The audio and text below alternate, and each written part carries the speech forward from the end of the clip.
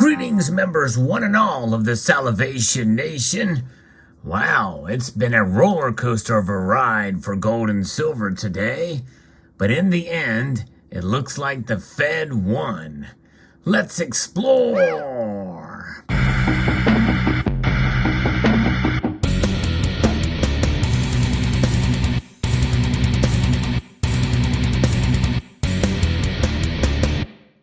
Gold and silver are down in late trading on the day, with the market closing just moments from the recording of this video.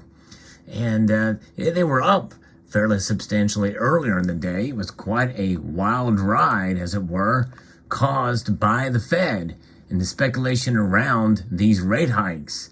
We reference an article here from Kitco News that talks about this as at a time when we saw gold and silver hit their daily highs. It was quite fascinating to see the markets and the psychology of the markets. And that's just it, folks. As I've said time and time again, psychology rules the day and day-to-day and even week-to-week trading for precious metals. And today was no exception. If you enjoy stories like this and videos talking about the precious metals markets, as well as other topics with relation to precious metals, and by the way, other metals, stay tuned for some very exciting videos coming on, yes, other metals. I will hope you will subscribe to the channel and also hit that thumbs up button below. Gold and silver prices we saw were higher earlier today in the early afternoon in U.S. trading, following the FOMC, that's the Federal Open Market Committee of the Federal Reserve, statement that was just a bit more dovish on U.S. monetary policy than expected. A lower U.S. dollar index and lower U.S. Treasury yields at midweek are also prompting some buying interest that we have been seeing here, especially with news that came out of China, that potentially they may be sunsetting some of their COVID restrictions by March of next year. And the Federal Reserve just concluded their meeting, and they saw the U.S. Central Bank raise its main Fed funds rate by 0.75% to 4% as expected. That is 75 basis points. And the FOMC statement said that the Fed will take into consideration the health of the U.S. economy after its recent cumulative tightening. The market read the statement as leaning less hawkish on U.S. monetary policy going forward. The marketplace got a press conference from Jerome Powell, and even though this article doesn't talk about it, it says that there is still more tightening to come. So likely December we will see much the same with the more rate hikes, and maybe even increase to where we're at now at 75 basis points, or maybe even 1%. Really, this shouldn't be of any surprise to anybody. Some people were saying that they may ease back a bit now. And I did a poll recently asking what you guys thought. Good participation in that poll. I appreciate it. Stay tuned. There's some other polls that are going to be coming. One will probably be the most important poll that I do in the community tab, so stay tuned for that. Another reason to subscribe to the channel, because I'm very curious. I want to poll my viewers on some subjects and some topics. And the one is a personal question I'm going to be asking. So stay tuned. There's a lot happening. This is all related, folks. What's going on with gold and silver, and the fundamentals remain constant throughout the what's been going on. Although I think there is a little bit of a change, especially with silver. This metal has been reacting wildly, and we're seeing it really perform more as an industrial metal as of late in the last 10 years, more so than as a precious metal or as a monetary metal. I think this is why you're seeing an ever widening ratio between gold and silver. And right now, the gold to silver ratio is solidly above 85. And where are gold and silver's prices right now? Well, gold ended up down almost 0.75 of a percentage point.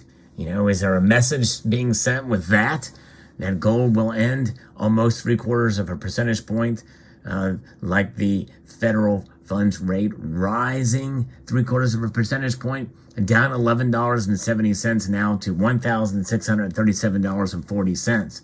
Silver is down almost 2% today, down 38 cents to $19.32. We did see it creep up above $20 for a brief amount of time earlier today. It was something to see, something to witness indeed. Platinum also got hit fairly hard, down $15 to $941. Palladium got smacked down almost as much as silver, down 1.92%, down $35, now solidly below $2,000 to $1,937. Rhodium even got hit. It took the worst beating today, down over 3.5%, down $450 to $14,300. So there's where the metals are. Very interesting indeed. Now we know that Jerome Powell's statement, he blames much of inflation on what's going on in Russia. Well, Mr. Powell, you couldn't be more clueless. Because, yes, even he admitted earlier that inflation, constant inflation, was in place before the invasion of Ukraine. So for now, well into this, he's still blaming it on Ukraine and Russia. I think is misguided at best, and dishonest as well too. He's supposed to be independent, but no, he's taking the blame away from policies of this administration, which is hurting American gas and oil companies around the world and us by association, because they're not allowing drilling, and that was their intent. Very transparent with it. And that is where the blame squarely lies, is with this administration and their policies. But nonetheless, gold and silver are suffering because of the rate hike, and likely we'll probably see it again. Speaking of partisan politics, well, the Democrats now are starting to put pressure on the Fed to pivot. And they're saying that need to do something because it's going to hurt people's jobs with this continued pressure. Will that happen? I'm more inclined to think that, given Jerome Powell's statements today in the press conference, that he very well may fall under that pressure. And the Fed will once again be politicized when they really should be raising rates much higher at a much faster pace than they are now, and tighten even more.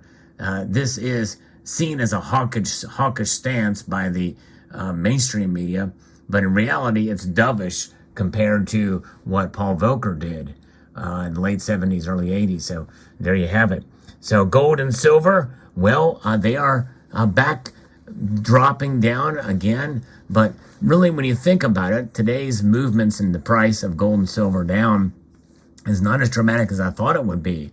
But given what we're leading into and coming into the months ahead, especially November and December, it's going to take another rate hike in order for gold and silver to be down or stay where they're at, because heating oil situation could get, especially with natural gas shortages, because of what I mentioned before, the reasons, and because of also this diesel reserve crisis. Again, I want to emphasize this is a 25-day reserve, 25 days left in the reserves. Doesn't mean we're going to run out of diesel in that time, but still, that's very dangerous to have just that much reserve where anything could happen, especially how much diesel is used in this country with trucks and other things.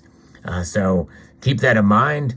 There's a lot going on in this country, here in the United States and around the world. Inflation is bad around the world. Europe very well could see shortages and blackouts and issues with heating oil and stuff over there as well. So stay tuned. We will see what happens. It is certainly a frustrating time. A lot of this is wholly unnecessary on multiple fronts, politically and practically. But nonetheless, gold and silver suffer it in terms of the price. And we suffer because the premiums continue to stay high on gold and silver. It has been a wild ride, and it continues to be a wild ride as the spot price is lower and the cost for gold and silver for us to stack it is higher. It's crazy. A crazy town. But that should really encourage you, because as the premiums increase and we're seeing that separation between the physical price and the paper price, especially when you go to sell it, which that's the one that really matters. Stay tuned for more on that. Then you know that you are doing the right thing by buying and holding gold and silver. But we want to find it for the cheapest price possible. And we want to try to find the most liquid silver and gold at the cheapest price possible. What you are seeing before you here is not the way to stack now. Do not stack gold eagles. Do not stack silver eagles. Yes, that's right. Don't do it at these insane premiums. Because even though some of these bullion dealers are paying a fair amount above spot, what you are paying for them to buy them, and the difference between the price that you pay and the price that you get back is humongous. Not worth doing. Not worth doing. However, if you do have your silver eagles and gold eagles and you are tempted by that price, I would just encourage you to hold on to them. It doesn't hurt to hold on. And yeah, you may make a couple of bucks and you may be able to brag about making a couple of bucks, or maybe making a trade for maybe a less recognized sovereign bullion coin or privately issued bullion pieces. I still would recommend against that. Just save up your money and buy that stuff. That's what I would be doing anyways. But there's different philosophies in that regard and approaches. And there's really no wrong answer there. However, one right answer, in my view, is to not buy these to stack. Now, you can buy them in order to collect if you're doing a date set or trying to get a certain mint mark or what have you. As a collector, it makes sense, but not to stack. Let me know what your thoughts are in the comment section below. I'd like to extend a multitude of gratitude to you all for taking the time to watch, and stay tuned. That wild ride for gold and silver going up and then coming back down. We'll find out what happens and see where we go after this Fed statement is absorbed and what the markets think in the coming days. I'd like to extend a multitude of gratitude to you all for taking the time to watch, and encourage you to please rate, share, comment, and subscribe.